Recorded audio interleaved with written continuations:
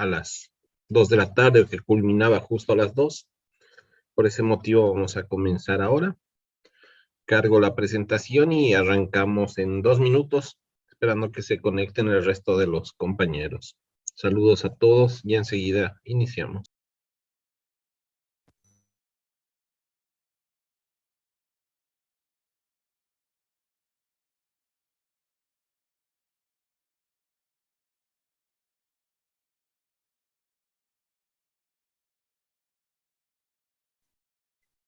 Daniel, Ludmila, gracias por conectarse, saludos. Luana, Reinaldo, Rafael, Daniel, Lorena, Leonardo, Lucas, Aila, Cristiano, María Luisa, Rafaela, Cristian, Pablino. Buenas tardes otra vez, gracias por conectarse en esta tarde fría. Espero que estén todos bien. Si mal no recuerdan, nos habíamos quedado en las metas del objetivo número 3, no se olviden, es muy importante, el objetivo número 3, que está dentro de los 17 objetivos de desarrollo sostenible, o como aquí dicen sus siglas en inglés, Sustainable Development Goals. Vamos a ver estas metas, cuántas son y cómo se van compartiendo. No se olviden que para fines de la materia, administración sanitaria, todo lo que hagamos desde el punto de vista gerencial, tienen que responder a estos objetivos, ya que son los objetivos que se van a evaluar para finales del año 2030. También a Isabela, bienvenida, María Irene. Continuamos. Uno de los objetivos, el 3.1, dice que para el 2030 deberíamos reducir la tasa de mortalidad materna. Por lo menos a menos de 70 por cada 100.000 nacidos vivos. Si vemos los últimos datos, Paraguay tiene una razón de mortalidad materna de 132, esto en el año 2015, está ido mejorando. Para el año 2019 nuestra razón de mortalidad materna está alrededor de 67, si no me equivoco, por cada 100.000 nacidos vivos. Evidentemente hay que volver a analizar estos datos, ya que con la pandemia podríamos haber tenido algunos cambios. Brasil para el año 2015 tuvo una razón de mortalidad materna de 44 por cada 100.000 nacidos vivos. Creo que en Brasil se sucedió un efecto contrario, aumentó la mortalidad materna y ambos países estarían con todos los datos cercanos a esta meta, ¿sí? ¿Por qué es importante la mortalidad materna? Porque habla mucho de cómo nuestro sistema de salud está respondiendo a una necesidad tan básica como es la salud materna. En algunos países que se muera una madre o una mujer embarazada o puérpera es algo escalofriante, de terror, no debería pasar. Y en otros países es como que el día a día, ¿verdad? Que se va produciendo de manera cotidiana y dentro del desarrollo nosotros queremos asistir eso, que ninguna madre pierda la vida, deje una familia sin una figura materna, deje un huérfano, porque muchas veces sobrevive el niño, pero no la madre. Y durante la pandemia hemos tenido muchos casos de mujeres embarazadas con una alta tasa de letalidad. ¿Qué nos dice el objetivo 3 Meta 2? Que para el año 2030 deberíamos poner fin a las muertes evitables de los recién nacidos y menores de 5 años, logrando que todos los países intenten reducir la mortalidad neonatal hasta menos de 12 por cada 1.000 nacidos vivos, y la mortalidad de menores de 5 años por lo menos hasta 25 o menos por cada 1.000 nacidos vivos. Hay países que, perdón, ya han conseguido esta meta y hay otros que estamos trabajando de forma ardua. Solamente como idea, acá tenemos los datos de mortalidad neonatal, mortalidad infantil y mortalidad de menores de 5 años. Como vemos, Paraguay está por debajo ahora mismo de lo que la meta fija, pero la idea es mejorar y mejorar todos. No nos sirve que Japón siga mejorando sus indicadores, que Estados Unidos siga mejorando sus indicadores y tenemos todavía África, la región subsahariana especialmente, o Asia, con muchísimos casos de muertes evitables en este grupo tan vulnerable. Como ven, Brasil tiene una mortalidad menor que en Paraguay, lo mismo su mortalidad infantil y también la mortalidad que está establecida para menores de 5 años. Cuando hablamos de mortalidad infantil, no se olviden que el término infantil significa automáticamente menor de 1 año. Población infantil es menor de 1 año. Muchas veces vemos trabajos de investigación u otros donde ponen población infantil menores de 5 años o menores de 3 años. Cuando hablamos de infantil es automáticamente menor de 1 año. Seguimos con nuestras metas. Tenemos la 3.3. Objetivo 3, meta 3, que dice que para el 2030 deberíamos haber puesto fin a las epidemias del SIDA, tuberculosis, malaria y enfermedades tropicales desatendidas. Y combatir la hepatitis y las enfermedades transmitidas por el agua y otras enfermedades transmisibles. ¿Se acuerdan cuando hablamos de desarrollo, evolución de las sociedades que suelen pasar de un patrón de muertes por enfermedades transmisibles a otro patrón que está causado por enfermedades crónicas no transmisibles? Ahora el enfoque está más dirigido a este grupo. Estamos intentando mejorar mucho con respecto a las enfermedades crónicas no transmisibles. Ustedes nos habían dicho en la anterior clase las principales: diabetes, hipertensión arterial, cáncer, enfermedades pulmonares, pero también tenemos este tipo de enfermedades, las transmisibles, que en el caso de países pobres o en vías de desarrollo como el nuestro todavía continúan siendo un gran problema. SIDA, un gran problema. Tuberculosis, un gran problema, generalmente ligado el uno al otro. Malaria, por suerte en Paraguay no tenemos malaria, pero nuestros vecinos sí, así que nos pone en una situación de alerta. Enfermedades tropicales desatendidas. ¿Alguien me podría dar algún ejemplo de una enfermedad tropical desatendida? ¿Y qué se les viene a la mente cuando decimos una enfermedad desatendida? Chagas, muy bien, Gustavo.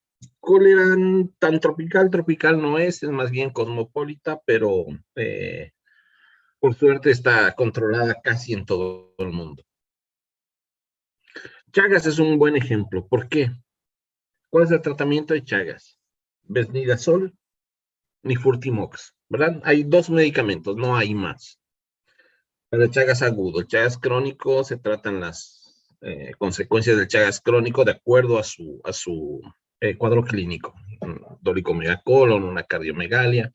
Pero el Chagas agudo tiene 2 medicamentos, Besnidazol y Furtimox. Ninguna gran compañía los produce. ¿Dónde se producen estos medicamentos? En Brasil. No tenemos otro lugar de donde comprarlos. ¿Por qué? Porque son enfermedades que no le interesan al mundo rico. Y dejaron de producir estos medicamentos porque no significan ningún negocio para ellos. Entonces tenemos que producirlos nosotros mismos e intentar abastecer estas enfermedades desatendidas. ¿Por qué desatendidas? Porque el Nifurtimox Besnidazol tiene más de 50 años en el mercado y no ha salido ningún medicamento nuevo para esta enfermedad. Tampoco tenemos técnicas de diagnóstico nuevas, no hay una vacuna que esté en desarrollo, por eso son enfermedades desatendidas. Y dentro de este grupo hay otras más. Hepatitis, hemos visto que este último periodo hemos tenido una alerta epidemiológica por el tema de las hepatitis en niños. Es un problema que se va dando, ahora tiene más prensa, pero usualmente se va dando en las comunidades. Y obviamente que si el agua no es segura, vamos a tener enfermedades transmitidas por el agua y también en estos sectores pobres, enfermedades de tipo transmisible. No se olviden que los países ricos dejan de tener una carga importante de transmisibles y se concentran en crónicas no transmisibles, pero nosotros aún vamos a tener que lidiar con este grupo de enfermedades. Muy bien, seguimos. Objetivo 3,4. Objetivo 3, meta 4. Para el año 2030 deberíamos reducir 1/3 la mortalidad prematura por enfermedades no transmisibles mediante la prevención y el tratamiento, promoviendo salud mental y bienestar. No se olviden que estos objetivos se trazaron allá por el año 2015. Entonces, no tenían idea de que iba a venir una pandemia, no tenían una idea de que íbamos a pasar por lo que estamos pasando. Es muy probable que este objetivo sea muy, muy difícil de conseguir. Y una gran parte de las trabas va a ser el tema de salud mental y bienestar. Con la pandemia vimos muchos casos de patología mental, ansiedad, depresión, etcétera. Y en el marco del bienestar se perdieron muchas fuentes de trabajo, tuvimos también que lamentar crisis sociales que todavía continúan y que no han terminado del todo. Y como les decía, las enfermedades transmisibles son ahora la carga mayor en países donde tenemos una alta tasa de desarrollo y también un gran porcentaje de población envejecida. Meta 3, objetivo 5. Fortalecer la prevención y el tratamiento de abusos de sustancias adictivas, incluido el uso indebido de estupefacientes y el consumo nocivo de alcohol. ¿Alguien sabe cuánto es la dosis recomendada o saludable de alcohol? ¿Alguien tiene alguna idea?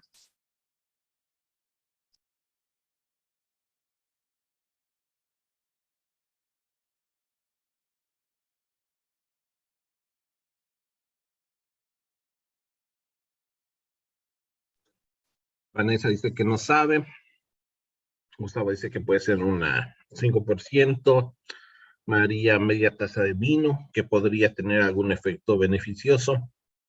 En la antigüedad sí habían algunas recomendaciones de que tomar una copita del vino al día podría de alguna manera prevenir algunas enfermedades crónicas, o una pinta de cerveza por día no hacía daño. Actualmente sabemos que no existe una graduación segura o beneficiosa de tomar alcohol. Lo que se busca es alcohol cero, ¿sí? Evidentemente es parte del movimiento cultural, social. eh, no tiene nada de malo compartir una copa de alcohol o vino de forma social, pero tenemos que entender de que no es beneficioso. Igual que no tiene nada de malo, por ejemplo, eh, comer palomitas de maíz, pero entender de que no tiene ningún beneficio nutritivo adicional y su consumo abusivo podría generar más bien efectos nocivos en la salud, ¿sí? No existe al momento entonces un consumo recomendado de alcohol, que eso quede claro, y en muchos países más bien existe una tendencia al consumo abusivo de bebidas alcohólicas, con todo lo que contrae o conlleva. Accidentes de tránsito que aumentan, violencia interpersonal, suicidios, abusos, etcétera, etcétera. Entonces, alcohol seguro no hay, pero evidentemente que si se toma con una moderación adecuada, socialmente puede ser interesante, pero no recomendable ya para la salud. Pasó lo mismo con el tabaco. Hace unos cuantos años en los consultorios incluso se recomendaba que las personas fumen como una especie de terapéutica, pero ahora sabemos que tabaco es cero, ¿verdad? Ni un poquito de tabaco. Lo mismo pasa con la marihuana. La marihuana, si bien se está liberando en muchos países y se está tomando como una droga recreativa, existen estudios que demuestran que el simple hecho de inhalar humo dentro de los pulmones podría tener un efecto nocivo igual que el del tabaco. O sea, no hay una dosis positiva de marihuana. Sí tiene un uso medicinal para algunos casos muy circunscriptos. El narcotráfico es un mal que va de la mano con la marihuana, pero las medidas de liberación o despenalización tienen que ver más con un aspecto social que realmente médico o clínico. Para que quede claro, ¿sí? Como médicos tenemos que tener esta información. No estamos para satanizar a nadie, pero entender que la ciencia nos dice que no existe un consumo de estas sustancias benéfico o que sea positivo para la salud. Vamos al objetivo 6, perdón, al objetivo 3, meta 6. Y aquí para el año 2020 nos dicen que deberíamos reducir en la mitad las muertes y lesiones causadas por accidentes de tráfico en el mundo. No se olviden que a medida que avanza la industria automotriz, las carreteras, se desarrollan máquinas más veloces, ¿cierto? Más seguras, pistas más largas y hemos visto un incremento de lesiones por accidentes de tráfico. Paraguay es muy sentido el tema de los accidentes motociclísticos. Ustedes se darán cuenta por qué. Si salimos a la calle vemos un ejército de motos que tienen conductores sin casco.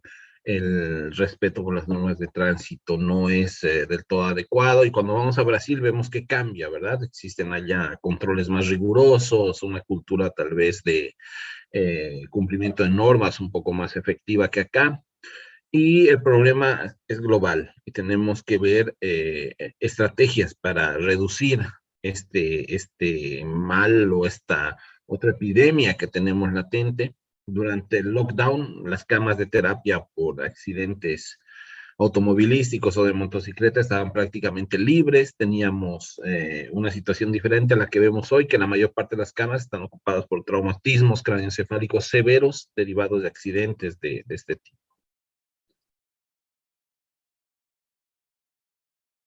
La meta 7, que nos dice la meta 7, que para el año 2030 deberíamos garantizar el acceso universal a servicios de salud sexual y reproductiva, incluido planificación familiar, con información y educación, y la integración de la salud reproductiva en las estrategias de los programas nacionales.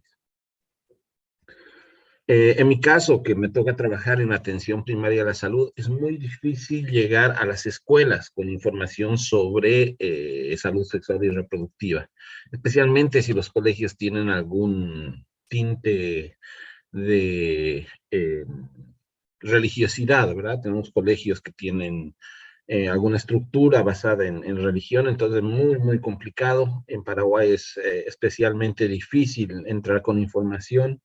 Sin embargo, vemos que tenemos alta incidencia de abusos a menores, de embarazos tempranos, entonces tenemos que trabajar para poder llegar con una educación sexual fuerte en las escuelas, evitar esos embarazos no deseados y dar la mayor difusión y acceso a métodos de planificación familiar. No está mal tener una familia numerosa. El que quiera tener 5, 6, 7 hijos puede hacerlo, aunque lo que nos dice la información y las estadísticas es que mientras más desarrollado está un país, suelen pasar a tendencias de tener menos hijos, o en algunos casos no contemplar tener hijos. En cambio, en los países pobres suele darse el fenómeno opuesto, ¿verdad? Tener muchos hijos, pero también esa población tiene una alta mortalidad infantil. Es decir, tenemos muchos hijos y también se nos mueren muchos hijos. Entonces, una meta importante, interesante, y cuando ustedes sean directores de algún servicio, no se olviden que tenemos que garantizar eso, el acceso. Meta 8, ¿qué nos dice la meta 8 del objetivo 3?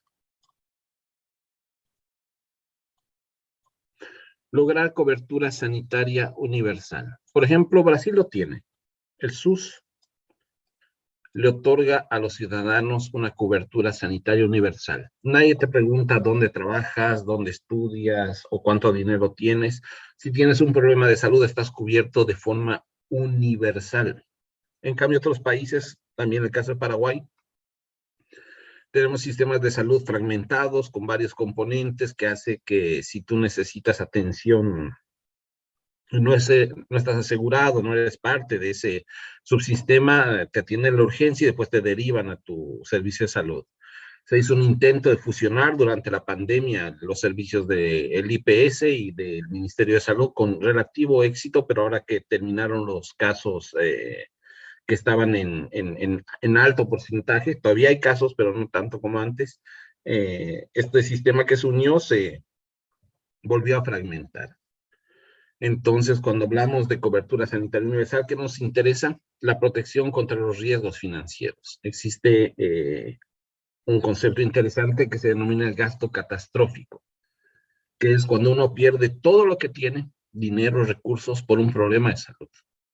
Y no pasa solamente en este lado del mundo. Obviamente pueden ser problemas menores que te llevan allá, pero en lugares como Estados Unidos, por ejemplo, personas que o pierden el seguro o acudir a una medicina privada para tratarse un cáncer o alguna patología de alto costo, un infarto, un accidente cerebrovascular, hace que tengan que vender la casa, utilizar todos sus ahorros y los empuja de una clase media a una clase baja o a la pobreza o de pobreza a pobreza extrema. Ese es el riesgo financiero. que no pasa cuando tenemos sistemas únicos, como pasa con el Brasil. El acceso a servicios de salud esenciales, de calidad, que es lo que en Paraguay se intenta hacer a través de las unidades de salud de la familia, que cada territorio social tenga un referente de salud cercano, con acceso a medicamentos, que los medicamentos se entreguen de forma periódica, sin interrupciones, vacunas y que sean seguros, que sean eficaces y que sean asequibles y de calidad para todos. Cada sistema es diferente, cada sistema tiene un toque diferente. Por ejemplo, en España, si sos jubilado, el medicamento no es completamente gratis, tienes un copago, pero creo que es el 20% del medicamento.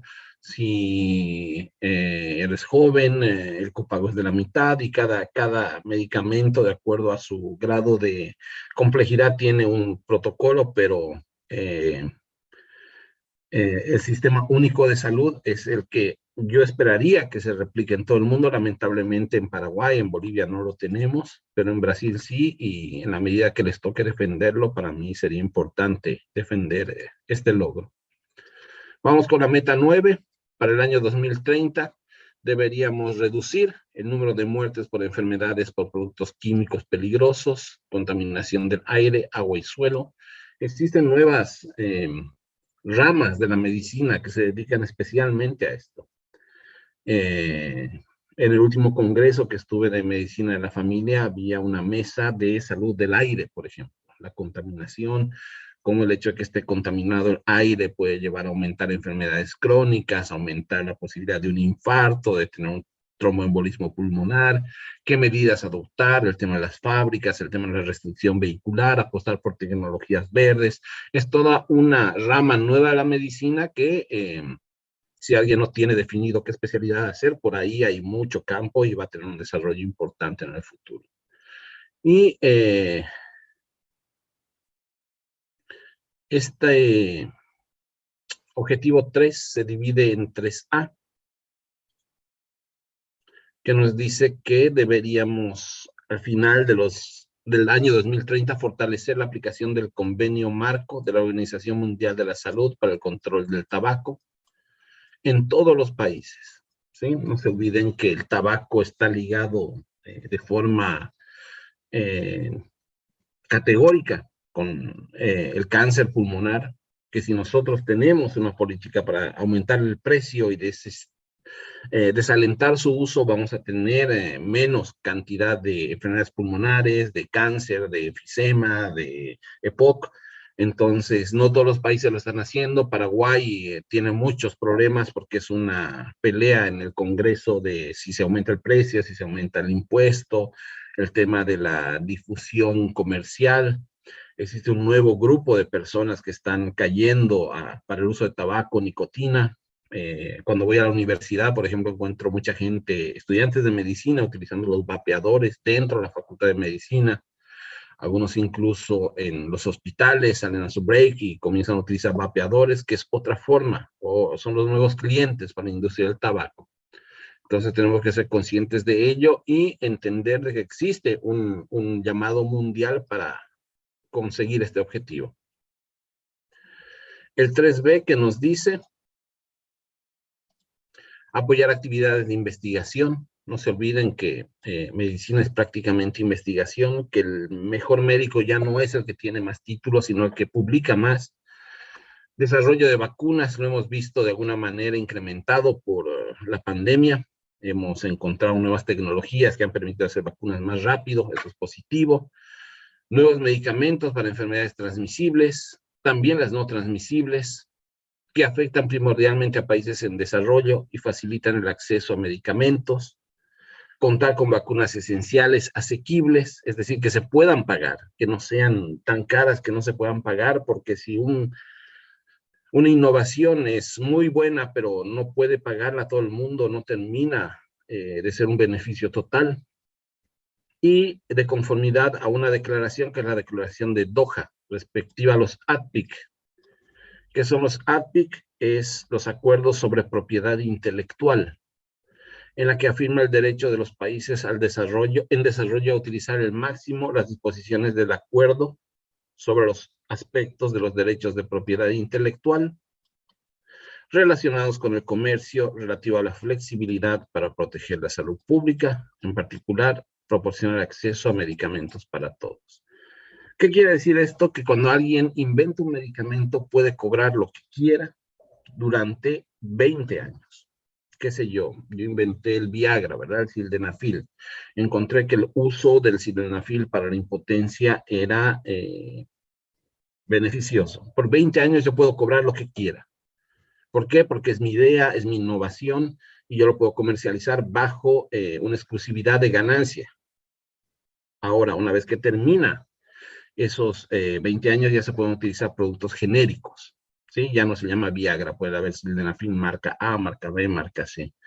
¿Cuál es el problema? ¿Qué pasa durante esos 20 años? Brasil tiene una experiencia muy interesante con los antirretrovirales para la enfermedad del VIH-Sida. Los comenzaron a producir de forma local, sin tener en cuenta muchas veces estos 20 años, y para algunos medicamentos o urgencias sanitarias, esta flexibilidad es importante. Porque si bien es una mercancía, tiene que haber un derecho para ganar dinero, no puede estar por encima de la salud de la población. E o 3C nos diz... Sim. Permisso. Eu tenho uma dúvida que eu não entendi direito. Sim. Aqueles ODS 3, a meta 9, falava sobre as enfermidades produzidas por produtos químicos, né? Ou contaminação de água e solo e ar. Aí depois começa a meta a 3, ODS 3, e aí começa com A, B e C. Seria uma subunidade dessa A ou é outra coisa? Las metas son hasta acá. Y después el objetivo 3 se divide en 3 subobjetivos, si quieres. Ya no serían metas. Ah, então tá. Muito obrigada. ¿Sí? Ya vimos la A, ya vimos la B, y ahora vamos a ver la C, que dice este objetivo que busca aumentar sustancialmente la financiación de la salud y la contratación, desarrollo, capacitación y retención del personal sanitario en países en desarrollo, especialmente los países menos adelantados y los pequeños estados insulares en desarrollo. Cuando Brasil tenía este llamamiento para más médicos, se acuerdan que habían una cláusula donde algunos países no podían participar. Era precisamente por esto, que si nosotros quitamos médicos o personal de salud o profesionales formados de países en desarrollo que los necesitan, estamos alentando a que esos países tarden más en contar con el personal o el desarrollo que va a hacer que tengan resultados positivos. Entonces, si ustedes recuerdan, cuando hubo el llamado para más médicos, por ejemplo, Bolivia no podía participar. ¿Por qué? Porque la densidad de médicos por población era muy baja. En cambio, Cuba sí, porque la densidad de médicos por población es muy alta. El hecho de quitarles médicos o robarlos, entre comillas, no va a tener un impacto tan grande. Pero también los países deberían hacer un esfuerzo para que los médicos no quieran irse. Esto de la migración es una condición muy humana, muy incluso del gremio médico. Todo el mundo quiere emigrar, los médicos españoles sueñan con ir a ejercer en Inglaterra, los médicos, qué sé yo, latinos, muchos se van a la Argentina, otros a Brasil, hay una comunidad grande de médicos por ahí. Yo mismo vine de Bolivia, Paraguay, tengo varios colegas en Francia, en Estados Unidos, pero lo importante es no destruir esos cerebros que podrían sumarse al sistema de salud, no destruir esta relación de sumar más profesionales. Es un tema bastante complejo de encarar y muchas veces tiene que ver con la condición económica del mismo país pobre que no puede garantizar salarios dignos a sus médicos. Y por último, el subobjetivo, si ustedes quieren, el 3D, habla de reforzar la capacidad de todos los países, especialmente en los que están en desarrollo, en materia de alerta temprana, reducción de riesgos y gestión de riesgos para la salud nacional y mundial. No se olviden que el 2015, cuando sale esto, no había pandemia. Y ahora que estamos en el año 2022, vemos lo importante que hubiera sido tener esta capacidad. Muchos de los países pobres tuvimos que en el camino a la pandemia, intentar mejorar el sistema sanitario fue mucho más difícil. Muy bien. Esto con relación a las metas. ¿Alguna duda de esto? ¿Algo que no haya quedado claro?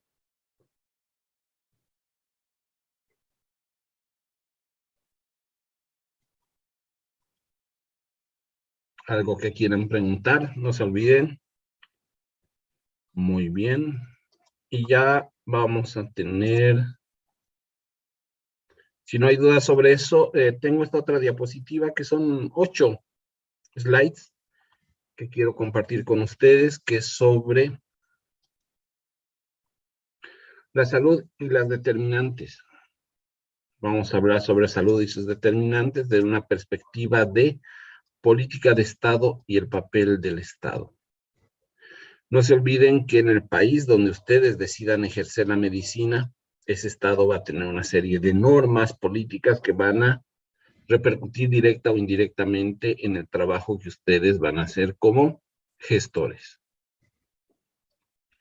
Quiero que miren este cuadro, sí, es un cuadro muy ilustrativo, está bonito, que tiene dos partes, ¿verdad? Como todo cuadro de este tipo. Este es tuberculosis respiratoria. Esta es la razón de muerte medias anuales de los autores England y Wales. Todo comienza acá en el año 1838, que es donde tenemos los primeros datos, y termina en el 1970. Por otro lado, tenemos acá, en este eje vertical, la cantidad de muertes o la razón de muertes por millón, que comienza en 4.000 muertes por millón de habitantes por tuberculosis. Altísimo. Y vemos cómo va descendiendo, ¿verdad? Es una tendencia prácticamente continua que tiene un pequeño freno por la década del 60 y comienza a aplanarse hacia el 70. Y tiene algunos hitos importantes que están acá. Uno que es la identificación del bacilo de Koch, allá cerca de los años 1885, más o menos. Recién sabemos que existe un bacilo de Koch que produce la tuberculosis. La aparición de tratamientos quimioterápicos allá por el 1948, tal vez, cerca de 1950. Y otro hito importante, la aparición de la vacuna BCG, ahí por el 55. Como ven, son 3 hitos muy importantes en relación a la tuberculosis. Y lo que quisiera es que hagan un intento de análisis sobre los hitos y el descenso mismo de la curva de muertes por tuberculosis. ¿Qué tanto tuvo que ver cada hito o encuentran alguna otra razón por la que la muerte por tuberculosis haya ido disminuyendo de forma continua durante estos años? ¿Alguien que quiera dar alguna idea, opinión sobre el gráfico?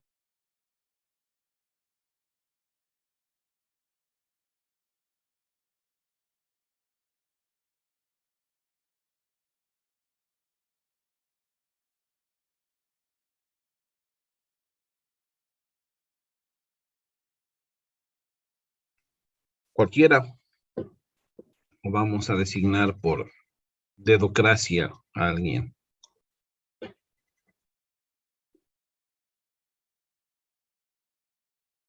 Doutor, Sí. à medida que foi descobrindo como ela, se identificando o bacilo, como foi identificando ela, foi se protegendo, né? Isolamento, ou descobriu como que se transmitia e aí foi reduzindo. Eu acredito que seja assim, no momento que você tem a informação, você vai tratando estratégia até para diminuir o que você pode minimizar os riscos da doença. Excelente, Vanessa. Acá vemos ese hito, ¿verdad? En 1880 que descubrimos que existe un bacilo, que es el causante de esa tos, disminución de peso, fiebre que estaba sufriendo mucha gente.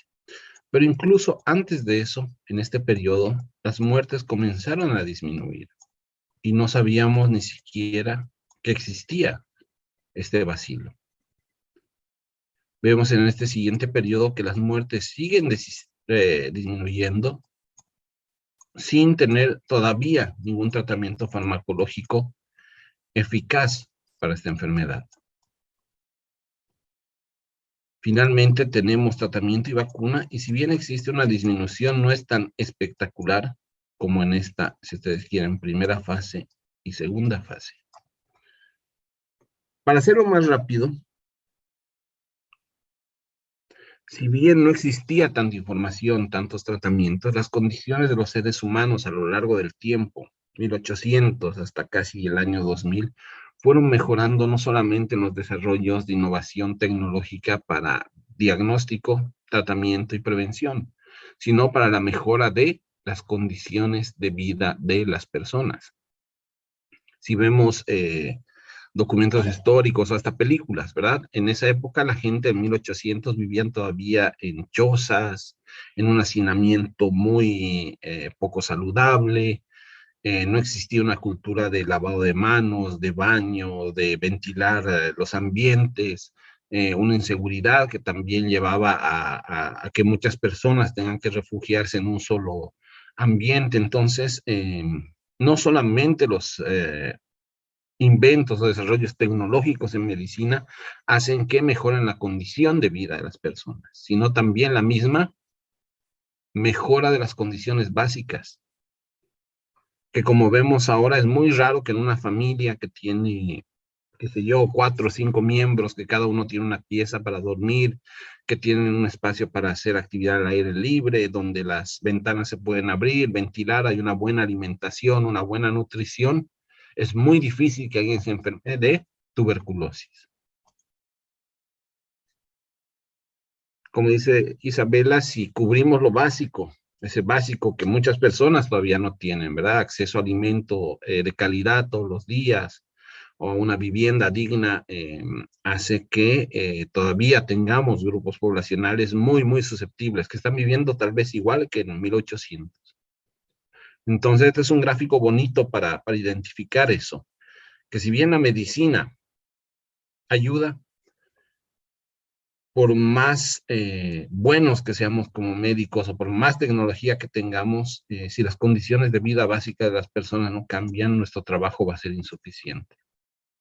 Como directores de hospital, como gestores, como lo que ustedes quieran interpretar. ¿Qué decía Virchow? Cuando hablamos de sistemas de salud y modelos de salud, Virchow es un personaje muy importante.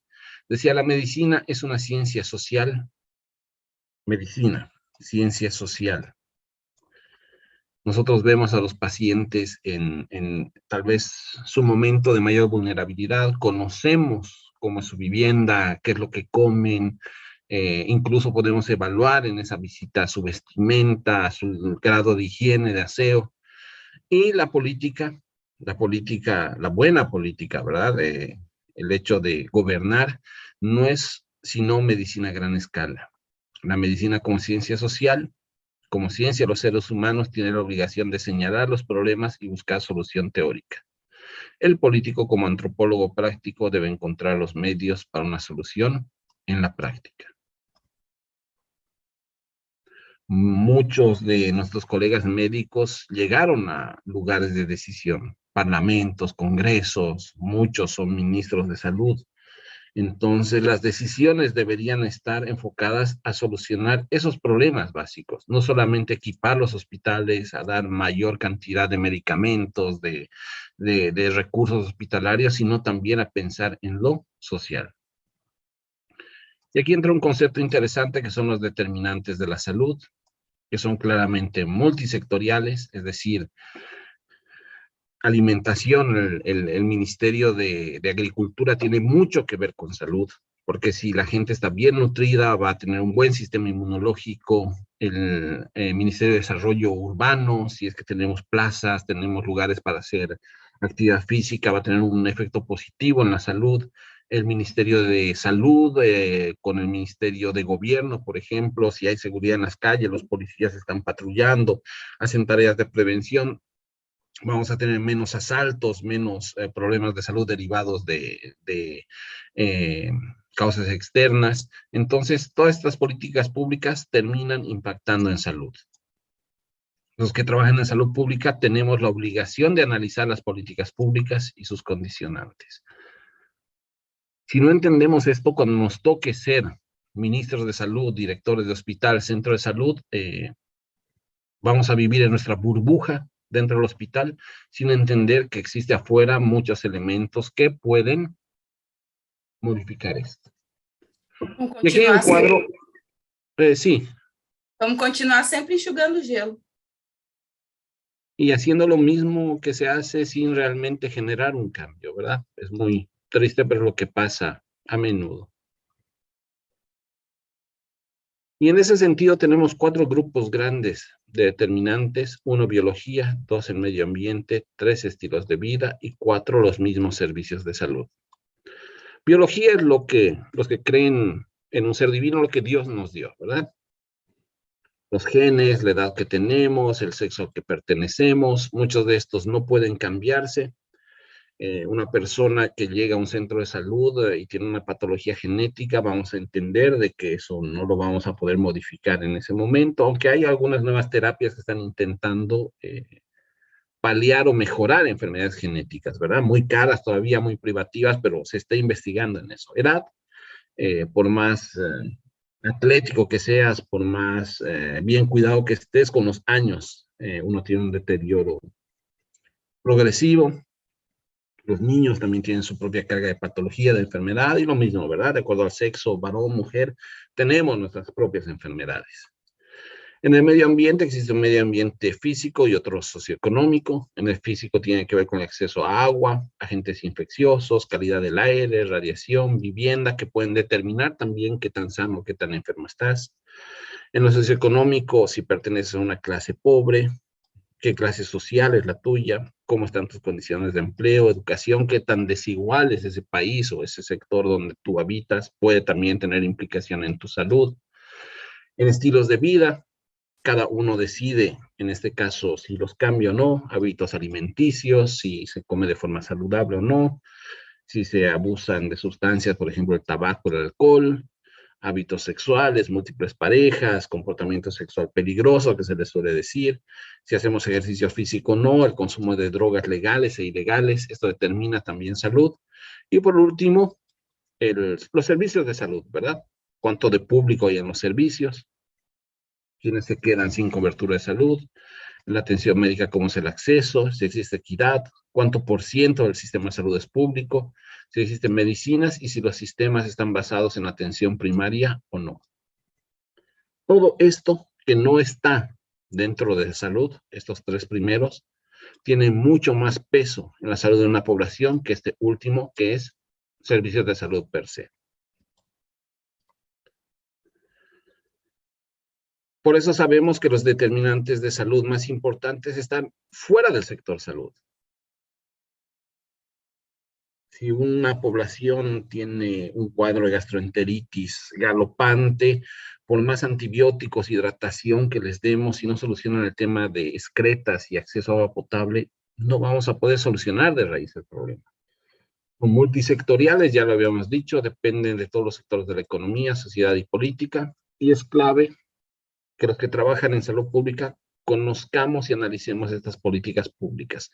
No podemos decir, yo soy médico, a mí no me interesa mucho qué pasa con la política de exportación, importación de alimentos, porque finalmente eso no tiene que ver con mi sector, todo tiene que ver con nuestro sector. Generar evidencias para la acción y decisión política y el debate social. Es igualmente importante que la sociedad, los políticos y líderes sociales tengan conocimiento de estos determinantes para actuar en consecuencia, ¿verdad? Basta de discursos, basta de decir más salud, más trabajo, más educación, sino plantear objetivamente cada uno de estos determinantes y buscarles soluciones reales y concretas. Esto creo que ya lo habíamos visto en algún momento, que son los determinantes sociales de la salud, cuáles son más cercanos a las personas, cuáles son los más alejados. Diferencias que en salud son sistemáticas, socialmente producidas e injustas, ¿sí? Si existen estas diferencias, van a ser una sociedad más injusta. Y acá les dejo un resumen de existe una palabra en inglés que se llama stewardship, que se traduce al español más o menos como buen gobierno, ¿sí? Como nosotros sabemos que estamos viviendo bajo un buen gobierno. No se olviden que ya sea que administremos un centro de salud público o privada, vamos a jugar con las reglas del estado donde estamos y del gobierno que nos toque en ese momento. Entonces son acá 6 globitos que nos dicen, de acuerdo al Banco Mundial, cuál sería un buen gobierno. Un buen gobierno es el que tiene contrapoderes y controles, es decir, existe un sistema judicial eficaz e independiente, no que cuando gana la derecha persiga a los de la izquierda y cuando gana la izquierda los persiga a los de la derecha, no, eficaz e independiente, con un parlamento democrático y activo, que pueda hacer frente al poder ejecutivo, donde está el presidente, que sirvan para de alguna manera controlarse entre sí, no para pelearse de forma política o para tener acuerdos que benefician a otras personas que no son directamente la población. Latinoamérica, ¿verdad? En Latinoamérica vemos mucho esto. Finanzas y gasto público, que el dinero que se genera a través de los impuestos, exportaciones y demás tengan normas claras, un gasto transparente y un control eficaz del gasto público, ¿verdad? Que nosotros no tengamos que pagar, por ejemplo, vuelos privados o secretarias top o caprichos para los gobernantes de turno. Tengamos institucionalización con buenas leyes, buenas normas que se cumplan, porque si hay muchas normas pero no se cumplen, no sirven de mucho. Administración pública, que tengamos funcionarios seleccionados por méritos y estables, que no dependa de que si gana tu partido tienes trabajo y si pierde tu partido te quitan del trabajo. En el caso mío, yo entré al Ministerio de Salud por concurso y tengo ya un rubro, ¿cómo le dicen ellos? Por estabilidad, es decir, no me pueden cambiar porque sí. Entonces eso te da como funcionario público un plus para seguir trabajando y creciendo. No es tanto fijo, es eso de que si alguna vez yo tengo un problema, tiene que haber un proceso de por medio. No pueden decirme, ya no queremos que trabajes en el hospital y chao. Eso se llama un rubro estable, estabilidad. Retribución transparente y adecuada, que el salario sea de acuerdo al trabajo que uno hace, pero también pedir al funcionario que sea efectivo y eficiente. Sociedad civil activa, eso nos toca a nosotros desde este otro lado, con libertad de prensa, un proceso legislativo abierto, un tejido cívico activo y una cultura política adecuada. Y como última burbuja, estructura y procesos políticos con partidos democráticos, con financiación transparente, no que acá entre el dinero del tabaco y como esta financiación del partido político es del dinero del tabaco, yo decido no ponerle más impuestos al tabaco.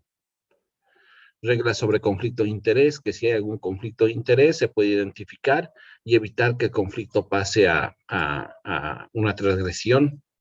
Y eso es todo lo que tengo en estas diapositivas. Y nada, dudas, preguntas, algo que no haya quedado claro, algo que no hayan entendido o algo que quieran preguntar.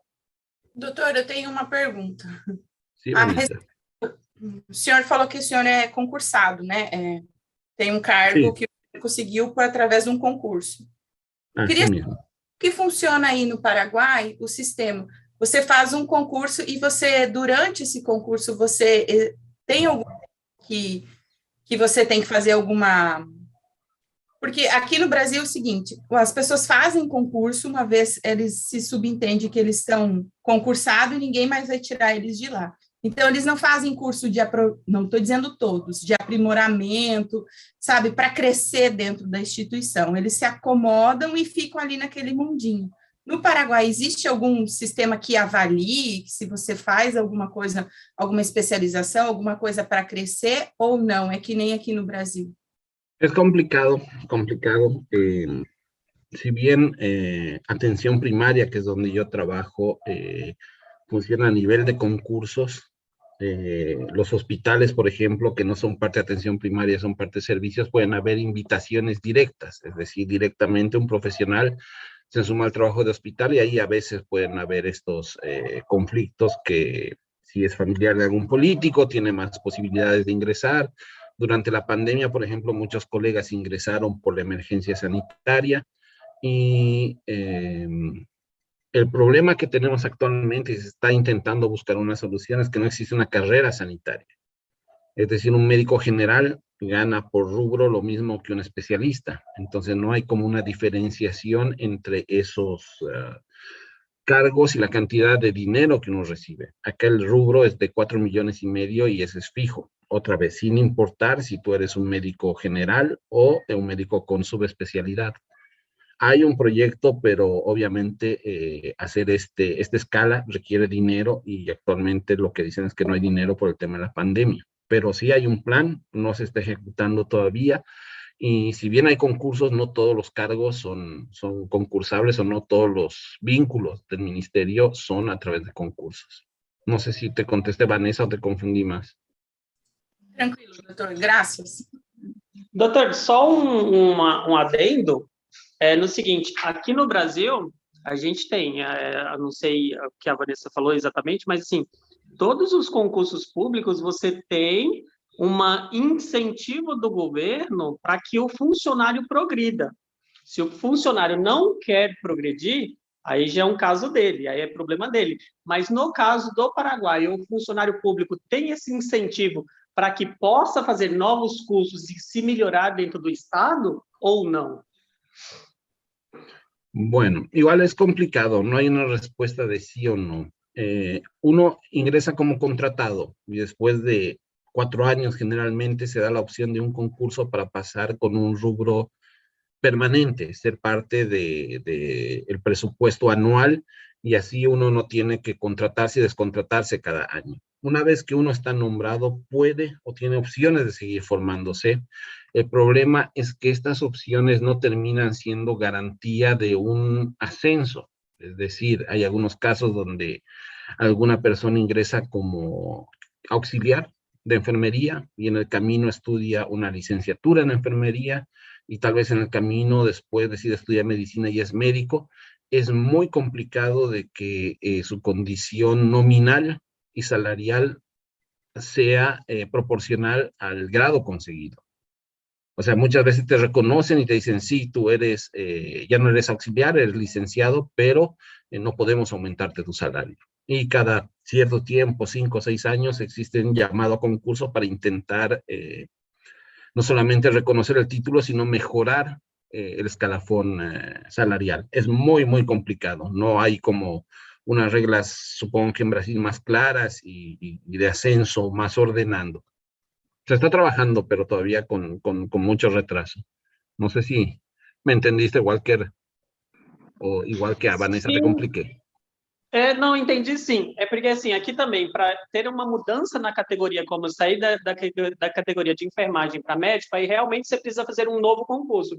Mas no caso que quando você está dentro da própria graduação, você vai tendo umas novas graduação, 1, 2, 3, e de acordo com a quantidade de cursos em paralelo que você vai fazendo. Mas realmente ainda tem aquelas graduação que é por apadrinhagem, que vamos trazer o fulano, que é a política, mas assim, o que falta, que eu percebo é que falta também interesse da população em tentar crescer. Você vê isso na segurança, no setor de segurança, porque eu sou casado com um policial civil e tem essa graduação para crescer. No setor da escola também tem essa graduação para você estar melhorando. Então, eu não vou ser enfático no setor da saúde, mas nos demais, até mesmo na saúde básica, unidade básica, eu tenho também, agora que estou lembrando conhecimento, de que tem essas maneiras de você crescer dentro daquele próprio pequeno, não de uma mudança de formação, ou seja, de um enfermeiro para um médico. Mas eu lembro que minha tia, no caso, era atenção da saúde, o pessoal que passava na comunidade, e ela saiu da categoria de ficar de porta em porta para pelo tempo de serviço e pela graduação que ela fez para a parte mais, vamos dizer assim, burocrática, dentro do posto de saúde pública. Então, tem esse crescimento, mas a mudança mesmo realmente é igual aqui no Paraguai, somente com outro concurso.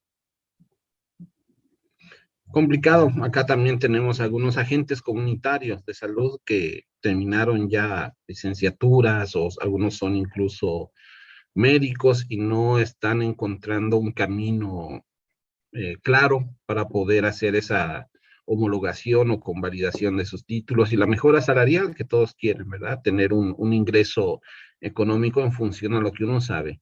En IPS, que es este seguro público-privado que los trabajadores aportan y que tienen, ahí sí hay un sistema de pago extra por título, pero no es infinito. O sea, te pagan una licenciatura, una maestría y un doctorado, que es como 1 millón de guaraníes más por título, y ahí, después no, si haces un postdoctorado o tienes 2 especialidades, no hay un pago extra. Entonces, complicado, son cosas que deberían establecerse, tener reglas claras para estimular al personal a que se siga formando y que se quede en casa, ¿verdad? Que no busque irse a trabajar a, qué sé yo, Portugal, Estados Unidos, que muchas veces es el sueño del profesional latinoamericano. Y nada, ¿alguna duda? ¿Algo más que quieran compartir? Si no, nuevamente les agradezco por conectarse, por lo menos estamos la mitad del curso conectados y nos vemos la siguiente semana. Me avisan si es que tienen alguna dificultad